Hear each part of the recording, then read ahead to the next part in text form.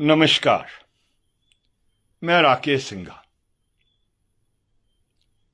मैं आपसे आज चर्चा करना चाहता हूं और चर्चा बहुत सा संवेदनशील मसला है, लेकिन फिर भी मैं मार्क्सवादी कम्युनिस्ट पार्टी की तरफ से चर्चा करना चाहूंगा। आप समझ गए होंगे कि यह संवेदनशील मसला क्या है। ये मसला शिमला की राजधानी संजौली में जो मस्जिद है उस विषय के बारे में बात आपसे करना चाहता। मैं समझता हूं मुख्य तौर पर अभी तक जो उस मस्जिद के बारे में चर्चाएं हुई है, बातें हुई है, वो एक तरफिया है।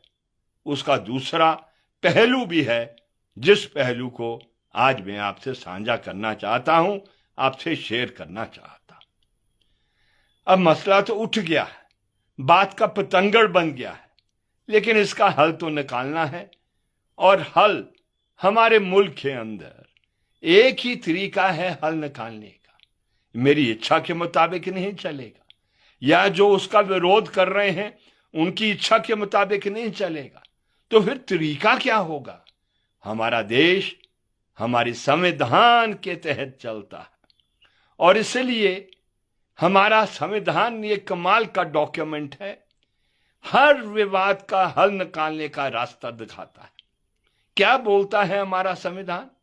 हमारा संविधान ये कहता है, पहली बात ये कहता है कि जो बेसिक स्ट्रक्चर है संविधान का वो नहीं बदला जा सकता। जो मर्जी सत्ता में आए, जो मर्जी सरकार आ जाए, लेकिन किसी को अधिकार नहीं है। क्या अधिकार नहीं है? जो बेसिक बुनियादी जो स्ट्रक्चर हमारा संविधान का है, उसको बड़ा सा बड़ा व्यक्ति आ जाए उसको नहीं बदल सकता। ये पहली बात है, जिसका मतलब क्या है कि हमारे देश में जो सबसे बड़ा कानून है वो कानून है हमारा संविधान, और उसकी सुप्रीमेसी सबको माननी है। जो आज उस मस्जिद के खिलाफ चर्चा कर रहे हैं, जो उसके मत उसके विपरीत है उस मस्जिद के, तो उनको भी ये मानना है कि संविधान सबसे बड़ा है। दूसरा बेसिक स्ट्रक्चर हमारे संविधान का क्या है? दूसरा बेसिक स्ट्रक्चर हमारे संविधान का है कि हमारे देश के अंदर अलग अलग ताकत दी है, और वो 3 जगह वो ताकत है। पहली जगह कहां है ताकत दी हुई? सेपरेशन ऑफ पावर, जिसको हम कहते हैं। पहला सेपरेशन ऑफ पावर वो जो है 3 पहलू उसके, लेजिस्लेचर है, एग्जीक्यूटिव है, जुडिशरी है। कहने का मतलब ये 3 है जिसके पास ताकत दी है। लेजिस्लेचर का मतलब ये आपका विधानमंडल है, जहां पर कानून बनाया जाता है, चर्चाएं की जाती है। एग्जीक्यूटिव जो है वो हमारा प्रशासन है, कार्यकारिणी जिसको हम कहते हैं, या प्रशासन हम उसको कहते हैं। और तीसरा जुडिशरी, जब कोई विवाद खड़ा हो जाएगा तो न्यायपालिका होगा, न्यायतंत्र होगा। ये बहुत यूनिक तरीके से हमारे संविधान में शामिल किया गया है। This is the basic structure of our constitution. इसको कोई नहीं बदल सकता। संशोधित कर कभी अगर किसी का बहुमत संसद में आ जाए, एकमात्र पार्टी का आ जाए, वो उसमें संशोधन ला सकता है संविधान के अंदर। लेकिन what can not be change is the supremacy of the constitution, separation of the power.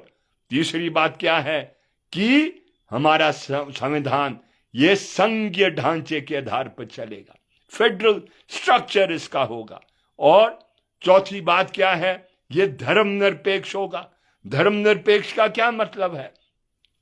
इसकी परिभाषा अलग अलग तरीके से की है। इसका मतलब है राज्य की कोई भी धर्म नहीं होगा। It can not have a religion, it can not be Hinduism या इस्लाम या क्रिश्चियनिटी। ये व्यक्तिगत है।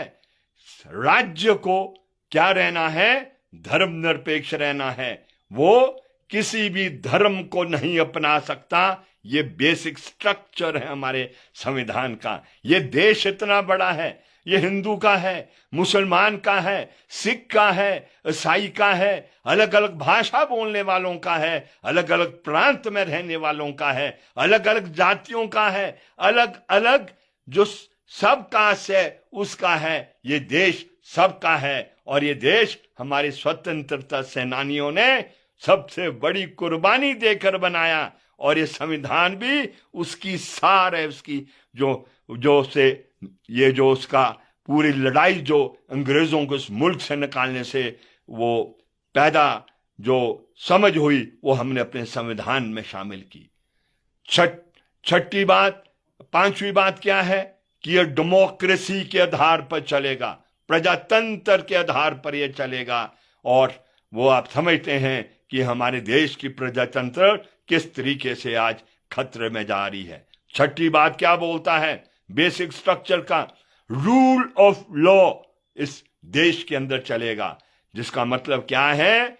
कानून का शासन चलेगा। ना मेरी चलेगी, ना किसी और की चलेगी। किसकी चलेगी?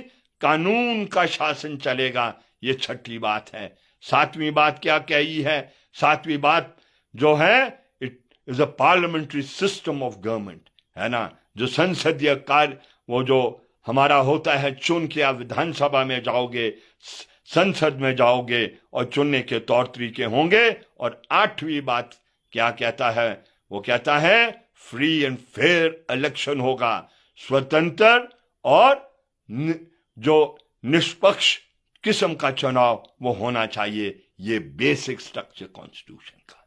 अब ये विवाद खड़ा हो गया, बात का पतंगड़ बना दिया। अब मैं आपका ध्यान कहीं और ले जाना चाहता हूं। यह है 21 जून 2021। क्या है? 22 जून 2021। और आप उसको ध्यान से देख सुने और मैं पढ़ के दूंगा। ये 22 जून 2021 को सरकार भारतीय जनता पार्टी की हिमाचल प्रदेश के अंदर थी। और आप बोलेंगे पिछली बात कहां से उठा के ले आई है? ये मार्क्सवादी कम्युनिस्ट पार्टी क्या करना चाहती है? मैं सिर्फ ये कहना चाहता हूं, जब ये विवाद उठा है, ये साधारण नहीं है। इसके पीछे साजिश है। इसके पीछे एक ऐसी मंशा है जिस मंशा को सरकार में बैठे लोग भी नहीं समझ पा रहे हैं। सबसे बड़ा दुर्भाग्य तो ये। लेकिन फिर भी मेरा दायित्व बनता है, मेरी जिम्मेवारी बनती है, और एक नागरिक जो संविधान को मानने वाला नागरिक है और धारा है, पार्टी है, इसलिए मुझे अपनी बात को आज कहना है। एक ऐसा नरेटिव रखना है जो मैं समझता हूं सही नरेटिव है और जो अभी तक जिस पर एक किस्म का ग्रहण लगा रहा। चर्चाएं विधानसभा में भी हुई, वो विधानसभा के बाहर भी हुई, और ये कुछ समय से लेकर इस मस्जिद को निशाना बनाया जा रहा था। लेकिन जैसे मैंने आपसे साझा किया, मैं आपका ध्यान कहां ले जाना चाहता हूं? एक दस्तावेज पर ले जाना चाहता हूं। और वो दस्तावेज क्या है, मैं पढ़ के आपको सुनाना चाहता हूं।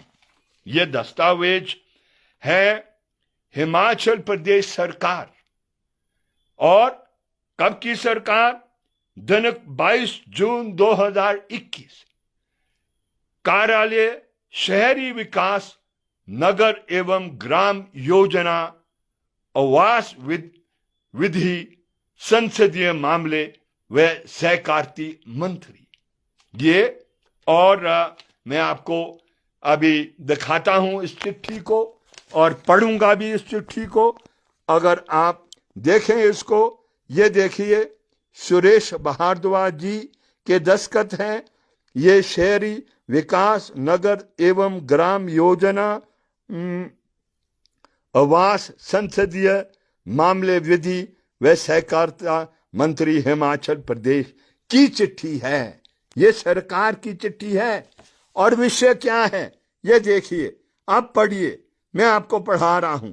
ये है ऊपर से देखिए, हिमाचल प्रदेश सरकार कार्यालय शहरी विकास नगर एवं ग्राम योजना आवास विधि संसदीय मामला व सहकारिता मंत्री महोदय की है ये चिट्ठी। और ये पढ़िए आप, ये है संलग्न पत्र समस्त नमाज इमाम का स्थानांतरण करके किसी अच्छे इमाम को संजौली जामा मस्जिद में नियुक्ति बारे प्राप्त हुआ है। आगे इसी में लिखा है, जिसका कारण इमाम का पवित्र कुरान शरीफ दुरुस्त सही से याद ना होना है। परिणामत यहां पर नमाज अदा करने आए नमाजियों को बहुत समय से परेशानी का सामना करना पड़ रहा है। पत्र स्वयं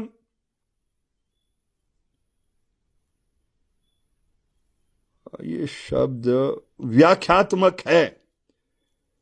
मुख्य कार्यकारी अधिकारी हिमाचल प्रदेश वक्फ बोर्ड मामले में आवश्यक कार्रवाई करे तथा कृत कार्रवाई से इस कार्यालय को अवगत करवाए। ये अब मुझे बताएं आप, ये मैंने चिट्ठी आपको पढ़ के दी है, ये चिट्ठी मैंने आपको पढ़ के दी है, ये मन गढ़ंत नहीं है। और ये उस समय हिमाचल प्रदेश के सरकार में रहे हुए मंत्री मेरे मित्र सुरेश भारद्वाज जी का था। वो भी इस बात को कबूल रहे हैं कि वहां पर मस्जिद है और वहां पर जो इमाम साहब है वो सही तरीके से कुरान को रख नहीं पाते हैं और इसलिए उनका स्थानांतरण कर दिया जाए और नया किस्म का इमाम जो अच्छा इमाम है उसको लाया जाए। अब मुझे बताएं, आज ये भारतीय जनता पार्टी वाले जो सारे के सारे वहां नारे लगा रहे थे और बहुत बेहुदा किस्म के नारे लगा रहे थे, ये जब उनकी सरकार थी तब तो मस्जिद थी, तब तो इमाम भी अच्छा होना चाहिए। जब कांग्रेस की सरकार आ गई तब इस ढांचे को कराने की बात, और वो भी संविधान के तहत नहीं, वो भी बस शनिवार तक करा दो, नहीं कराएंगे हम कराएंगे। क्या बेवकूफी कर रहे हो आप? इसका नतीजा समझते हैं कि क्या होगा? क्या होगा इसका नतीजा? शिमला शहर के अंदर एक ढांचा नहीं है, एक स्ट्रक्चर नहीं है जिस पर जो मैप आपका टाउन एंड कंट्री प्लानिंग से पारित होना चाहिए वो नहीं हुआ है और उसके कई कारण हैं जो नहीं हुए हैं। क्या वो बच जाएंगे? आप समझ रहे हैं कि आप क्या कर रहे हैं? आप किसी की गर्दन पर खुलाड़ी जो मारना चाहते हैं वो खुलाड़ी आपके पांव पर गिरेगी। जाइए देखिए ननखरी के अंदर क्या हो गया है, जमालडा के अंदर क्या हो गया है, जगह जगह क्या हो गया है, जहां पर वो भूमि जिस पर किसान का कब्जा बहुत पहले से था और जिसकी रेगुलराइजेशन के लिए 2002 में अर्जियां दी गई 1,66,000, और वो भी कब? जब भारतीय जनता पार्टी की सरकार ने जो 163A को संशोधित किया विधानसभा में, तो लोगों ने एफिडेविट दे दिए। क्या हो गया? आज गले के फांद का फांसी बन गया है, वो गले में फंदा बन गया है वो, और मकान आज वो सील हो रहे हैं और कुछ सील हो चुके हैं, कुछ सील होने के कगार पर आ गए हैं। आप क्या करना चाहते हैं? एक जो मसला मस्जिद हो, मंदिर हो, गिरजाघर हो, गुरुद्वारा हो, यह भगवान के घर है।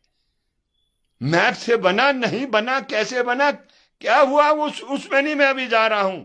मैं आपके साथ बहुत से दस्तावेज शेयर करूंगा। यह तथ्य गलत है कि उस जमीन की मालिक हिमाचल प्रदेश सरकार है। I will show you document from 1947 के दस्तावेज, आजादी के पहले के दस्तावेज भी दिखाऊंगा, जिसमें जो टाइटल है, ओनरशिप कहां से आती है? Ownership always comes from the title, और टाइटल ही निर्धारित करता है कि ओनरशिप क्या होता है। और वहां पर टाइटल में क्या दर्ज किया गया है वो मैं आपको जिस तरीके से ये चिट्ठी दिखाई है उस तरीके से उस टाइटल को भी दिखाऊंगा। लेकिन सारा विवाद क्या है और आज क्यों उठ गया है आपको पता है। मैं देख रहा था वहां पर चीख चीख के बोल रहे थे कि हम राजनीति नहीं करना चाहते। किसका बेवकूफ बना रहे हैं? हम भी राजनीति करते हैं। हम कौमी एकता की राजनीति करते हैं, जनता की एकता की वो करते हैं। जो दमन, शोषण, जुल्म, अत्याचार समाज के अंदर होता है उसमें हम व्यापक एकता बनाते हैं। हम हिंदू, मुसलमान, सिख, ईसाई, पंजाब, बंगाल, गुजरात, तमिलनाडु नहीं करते हैं। हम लोगों को किसी मजहब के आधार पर विभाजित नहीं करते हैं। लेकिन आप नफरत के बीज बोन ही नहीं बीज रहे हैं। लेकिन आज आप पूरे समाज के अंदर घृणा पैदा करना चाहते हैं। हम इंसानियत के लिए हैं। हम अलग अलग मजहब को मानने वाले हो सकते हैं, अलग अलग आस्थाओं के मानने वाले हो सकते हैं, लेकिन सब हम इंसान हैं। और इसलिए हमारा संविधान जब बना, बहुत कुर्बानी के साथ हमने फिरंगियों को अपने देश से बाहर किया, और तब उस शहादतों से, उन कुर्बानियों से, वो जो खून सड़कों पर हमारे उन शहीदों का बहा, उससे हमारा संविधान बना है, और तभी ये हिंदुस्तान इस प्रकार का। लेकिन ये दुर्भाग्य है, नैरो वेस्टेड इंटरेस्ट। ये बड़ा अच्छा लगता है कि मैं राजनीति नहीं कर रहा। सब राजनीति, जो ऐसा बोलता है वो सबसे बड़ी राजनीति कर रहा है। और इसलिए मेरे भाइयों, बहनों और दोस्तों, जो मैं आपसे बात ये शेयर कर रहा हूं, मैं हाथ जोड़ के विनती करना चाहता हूं। आज बहुत संकट के दौर से पूरा देश गुजर रहा है, हिमाचल प्रदेश गुजर रहा है, हमारी अर्थव्यवस्था गुजर रही है। आज हिमाचल प्रदेश के पहाड़ के इलाके में सेब की खेती होती है, और फल फ्रूट में आप जानते हैं, फल फ्रूट में एक कमीशन एजेंट, खरीदार और लोडर, और जो छाबे में फल बेचने वाला है वो मुसलमान है। आप इस तरीके का झगड़ा पैदा कर दोगे, एक खौफ पैदा कर दोगे, एक ऐसा माहौल बनाओगे जिसमें वो आदमी माइग्रेट करने के लिए मजबूर होगा। उससे क्या हो जाएगा? वैसे ही मंडी गिर गई, ये मंडी बिल्कुल डाउन हो जाएगी। पीड़ा के दौर से गुजर रहे हैं हम। जब रेड़ी पर सेब का दाम ठीक मिलता है तब वो खरीदार भी उसका बोली अच्छी देता है। लेकिन जब उसको मालूम होता है कि रेड़ी में बिकने वाला फल, उसका दाम नहीं वो खरीदा जा रहा है, तो फिर वो रेट मंडियों में भी गिर जाता है।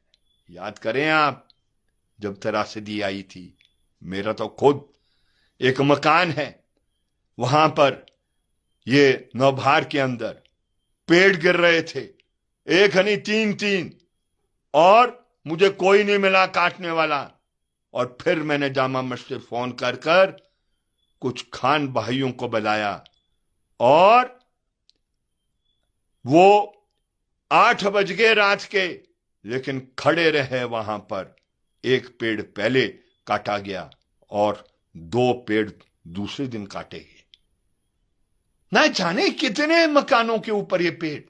ये जो मुसलमान है, जो खान लोग हैं, जो कश्मीर से आते हैं, जो गैस का कारोबार करते हैं, पहले ये हमारे यहां पर शिमला में उसका कारोबार करते थे, ढोने का काम करते थे, जो 200 लीटर के 3-3 खान वो ड्रम उठाया करते थे। अब तो समय बदल गया है। कोयला का काम करते थे, बोझा ढोने का काम करते थे। ये आज से थोड़ी नहीं है, उस समय से आया करते हैं। लेकिन एक विचार है, नफरत करो, सिर्फ विवादित वहां ना करो जो संजौली का है। जब सुरेश भारद्वाज जी होंगे तब मस्जिद होगी, जब सुक्कू की सरकार आएगी तो वो विवादित मुद्दा हो जाएगा और फिर झगड़ा होगा मलाना में और उसको सेटल करने आएंगे। कहां पर आओगे मस्जिद के बाहर, और फिर तय करोगे कि इसका फैसला यही होगा, तुरंत होगा, अभी होगा, और अगर कोई नहीं करेंगे तो हम करेंगे। ये ख्याल रखना, जब रूल ऑफ लॉ नहीं चलेगा तो फिर ये देश ये टूट जाएगा। और यही नहीं, ऑलरेडी हिमाचल प्रदेश के अंदर किसान बहुत पीड़ा के दौर से गुजर रहा है। जो वो पुराने मुकदमे जो चल रहे थे, जो 1980 से पहले जो भूमि किसानों को दी गई या जिस पर वो खेती करते थे और वो उनका मलकियत नहीं बन पाया, all that land has been declared forest land. और मैं गांव के गांव जानता हूं, और जब ये हालात हो जाएगा और सरकार भी ये कहने लग जाएगी हम किसी की नहीं सुनेंगे, ना जो कोर्ट कचहरी की सुनी जाएगी, जो हमारा मन होगा वो हम करके देंगे, कोई बच पाएगा? क्या कर रहे हैं हम? क्या बेवकूफी कर रहे हैं? ये बच्चे हैं, कोई समझदारी करो और समझदारी से काम लो। मैं आपसे अपील करना चाहता, आपसे विनती करना चाहता, मैं मार्क्सवादी कम्युनिस्ट पार्टी की तरफ से इस बात को कहना चाहता हूं, हम छोटे बेशक हैं, हमारी आवाज कम होगी, लेकिन आप याद करें हम किसी किस्म की फिरकापरस्त को नहीं मानते हैं। याद करें आप, शिमला शहर की जनता जानती है 1984, 85, 86 जब मिसेस गांधी की हत्या के बाद पूरे देश के अंदर सिखों पर आक्रमण हो रहे थे और पूरा तंत्र नपुंसक हो गया था। हमारी ताकत शहर में कम थी, लेकिन हमने किसी भी सिख भाई पर आक्रमण नहीं होने दिया। मैं आज कहना चाहता हूं और बहुत गर्व से मैं कहता हूं, डीएन कपूर मेरे साथ थे, हम अकेले थे, लेकिन जब हमने सुना और चीखती हुई औरतों की आवाजें विक्ट्री टनल से आई, जहां पर बस को तोड़ दिया गया था और एक एक सिखों को उतारा जा रहा था, हमने मुकाबला किया और हमने उस पंजाब रोडवेज के ड्राइवर जो सिख था उसको छोड़ के मैं स्वयं आया बैरियर के क्रॉस कर और उसको रास्ता बताया कि किस तरीके से आपने आगे जाना। हमने जगह जगह जिन सिखों के घरों पर आक्रमण हो रहे थे, हमने अपने कार्यकर्ताओं को वहां किया। ये प्रश्न उस समय सिखों के खिलाफ था, आज मुसलमान के खिलाफ करना चाहते हो, कल को आप क्रिश्चियन के खिलाफ करोगे और फिर आप दलितों के खिलाफ करोगे। याद करो आप क्या वो चला था, आपने तो जुलूस चलाया एक और शव यात्रा चलाई एक संविधान की, कहा ये जो एट्रोसिटी एक्ट है ये नहीं चलना चाहिए, ये गलत है। क्या करना चाहते हैं आप, बताइए मुझे।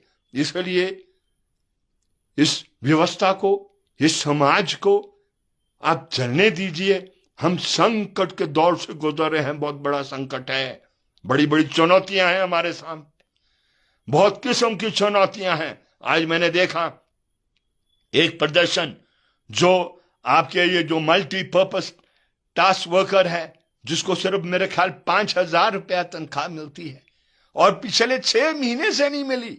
ऐसे ऐसे मसले हैं, लेकिन हमें मसला मिल गया काय का, संजौली की मस्जिद का। और कब मिला? जब हरियाणा में चुनाव होने हैं, महाराष्ट्र में चुनाव होने हैं। एक देखा मैंने, एक वो पत्रकार आया और वो वहां पर पूछ रहा था उधर कुसुमटी में, हाँ जी आप क्यों आए?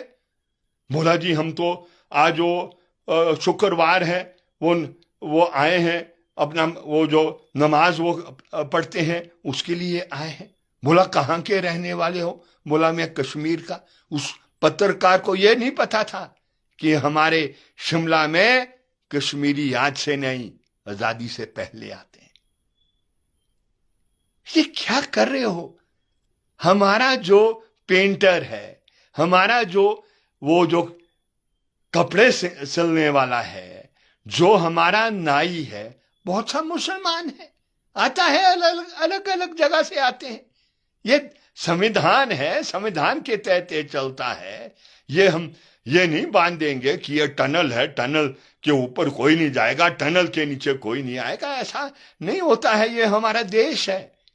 We have a right to freedom of movement, we have a right of doing any kind of economic activity. क्यों नहीं आएंगे? आएगा नहीं खरीदार, वो आएगा, अलग अलग जगह से आएगा। मुसलमान भी हो सकता है, वो हिंदू भी हो सकता है, ईसाई भी हो सकता है। क्या हम प्रतिबंध लगा देंगे? क्या करना चाहते हैं? 16वीं शताब्दी में आप अपने इस प्रदेश को ले जाना चाहते हैं, इस देश को ले जाना चाहते हैं, समाज हमेशा आगे को जाएगा। इसलिए अपील है, रिक्वेस्ट है, प्लीज आप इस तरीके से ना करें। जब करोगे इसके कॉन्सिक्वेंसेस बहुत डेंजरस निकलेंगे। मैं ये बता दूं, 3 मंजिल है, 1 मंजिल है, 2 मंजिल है, I can not say just now, I have to. मैंने कहा है आपको, मैं डॉक्यूमेंट दिखाऊंगा, टाइटल दिखाऊंगा। जैसे मैंने सुरेश भारद्वाज जी की ये चिट्ठी दिखाई, उस तरीके से टाइटल दिखाऊंगा। माय रिक्वेस्ट, चाहे वो मिनिस्ट्री हो सुकूक साहब की, चाहे ऑपोजिशन के लीडर्स हो, मेरी रिक्वेस्ट है, जिसके शीशे के मकान होते हैं औरों को वो पत्थर नहीं मारता है उन इमारतों पर। ये ख्याल रखना। महात्मा गांधी जी एक काम कहते थे, क्या बोलते थे? Only that which you can practice. एक धोती में काटी पूरी जिंदगी, बाद में गोली लग गई। जिन्होंने गोली उनको मारी, उसका हिसाब किताब उसी टाइम नहीं हुआ, रूल ऑफ लॉ परवेल किया। लेकिन मैं वो जिक्र नहीं करना चाहता हूं, मैं तो सिर्फ इतना जिक्र करना चाहता हूं कि वही प्रीच करो जो स्वयं भी प्रैक्टिस करते हैं। ये जो कहा ना, कितनी मंजिल की अप्रूवल है कि नहीं है, शिमला शहर के अंदर समय समय से आवाज उठती रही है, 1 टाइम सेटलमेंट हो। ये 1 टाइम सेटलमेंट समझाए मुझे क्या है? 1 टाइम सेटलमेंट, जो कानून वो जो नहीं फॉलो किया गया उसको ये है। इसलिए इतनी बात कहकर मैं आपसे विदाई लेता हूं, और जिन्होंने मेरी बात को सुना, अगर किसी को बुरा लगा, मैं माफी मांगता हूं, क्षमा मांगता हूं, लेकिन दिल से बात को कह रहा हूं, सही कह रहा हूं, देश के संविधान के तहत कह रहा हूं। और इसलिए यह सरकार का दायित्व बनता है कि they must give protection to everyone, every citizen, every structure, and the rule of law should prevail. Let the rule of law decide कि क्या होगा क्या नहीं होगा। यह मेरा कहना है, मेरी पार्टी का कहना है। बहुत बहुत शुक्रिया, बहुत बहुत धन्यवाद। मैं दोबारा आपके पास आऊंगा दूसरे दस्तावेजों के साथ, इस बात को साबित करने के लिए कि एक कॉन्स्पिरेसी है। और ये कॉन्स्पिरेसी क्या है? ये कॉन्स्पिरेसी है कि एक ऐसा माहौल पैदा करो जिसमें जनता की एकता टूट जाए, और एक घृणा पैदा करो मुसलमानों के खिलाफ। बहुत बहुत शुक्रिया, बहुत बहुत धन्यवाद।